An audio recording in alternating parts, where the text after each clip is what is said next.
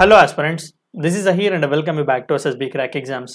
Christopher Nolan की much awaited movie Oppenheimer release हो चुकी हुई है। इंटरनेशनल और इंडिया लेवल पर बॉक्स ऑफिस पर बहुत ही अच्छी ये कमाई कर रही है मूवी।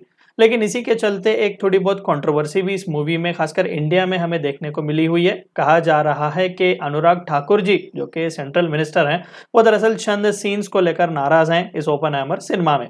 तो आज की इस वीडियो में जानने की कोशिश करेंगे कि वो नाराज क्यों हैं और साथ ही साथ ये इंपॉर्टेंट प्रोसेस के बारे में भी जानेंगे कि इंडिया में फिल्म सर्टिफिकेशन का प्रोसेस होता कैसे है, सर्टिफिकेट्स देता कौन है और किस किस टाइप के सर्टिफिकेट्स हमें यहाँ पर देखने को मिलते हैं। तो आइए वीडियो को शुरू करते हैं।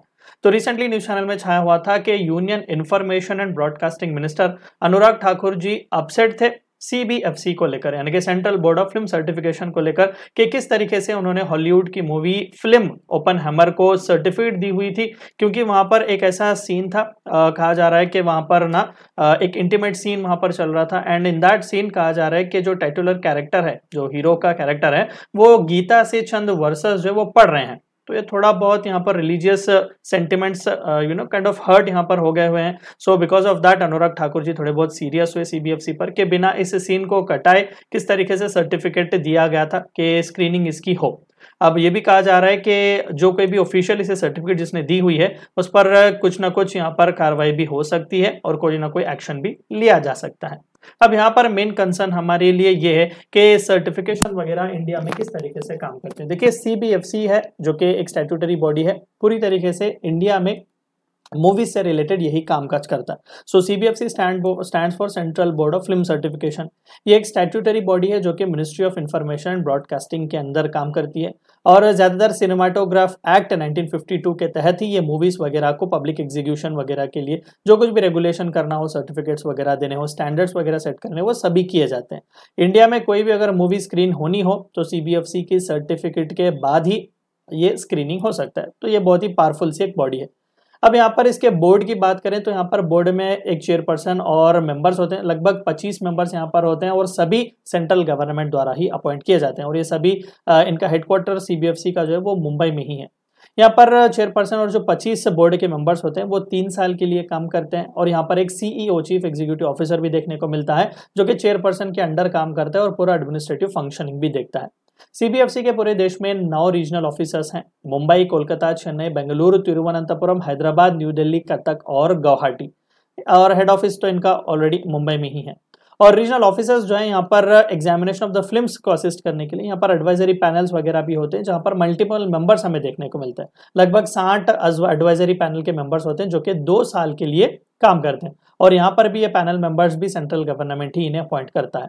अब सर्टिफिकेशन का प्रोसेस कैसे चलता है, देखिए सभी जो कुछ भी रिक्विजिट फिल्म मटेरियल हो गया, फीस वगैरह हो गई या फिर जो कुछ भी रूल्स एंड रेगुलेशंस के अंडर जो कोई भी चीज़ की जरूरत हो, इन्फॉर्मेशन वगैरह, सभी यहाँ पर जब प्रोड्यूसर हो या फिल्म के डायरेक्टर वगैरह जो कोई भी यहाँ पर जब सबमिट करते हैं तो रीजनल ऑफिसर जो है एक एग्जामिनिंग कमिटी को यहाँ पर बनाते हैं ताकि वो जाकर फिल्म वगैरह को देखें।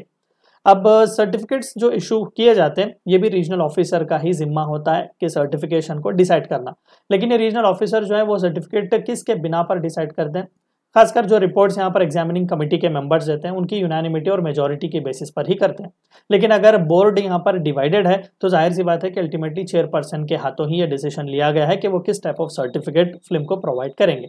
अब इंडिया में 4 टाइप ऑफ फिल्म सर्टिफिकेट्स हमें देखने को मिलेंगे। सबसे पहला जो है वो यू होता है, यानी कि unrestricted public exhibition, family friendly movie है, कोई भी इसे देख सकता है।